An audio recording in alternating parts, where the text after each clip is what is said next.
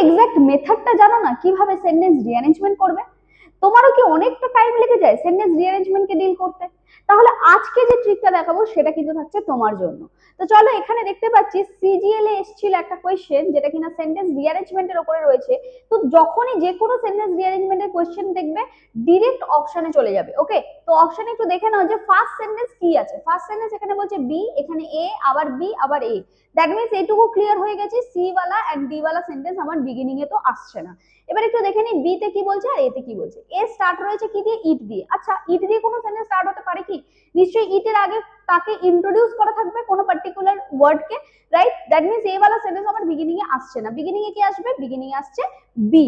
That means 2 আর 4 already eliminate হয়ে গেল। পরে রয়েছে এবার দেখো বি এর পরে সি নাকি বি এর পরে এ, কোনটা হবে? এবার একটা জিনিস বলে রাখি, সবসময় ডেটা রিলেটেড যদি কোনো সেন্টেন্স দেখতে পাচ্ছ কখনোই সেটা ফার্স্টের দিকে কিন্তু আসবে না।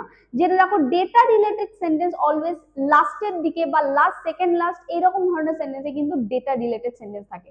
ওকে, তো এখানে বি এর পরে সি, সি তে বলছে ইট about 1.3 million government school, that means এখানে ডেটা রয়েছে।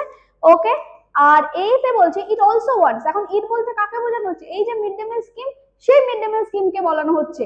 তাহলে বি তে আমরা ইন্ট্রোডিউস করে দিয়েছি মিড ডে মিল স্কিমকে, আর এ তে সেই মিড ডে মিল স্কিমের কি এম রয়েছে সেই এমটাকে তুলে ধরছে এই ইট দিয়ে। ক্লিয়ার?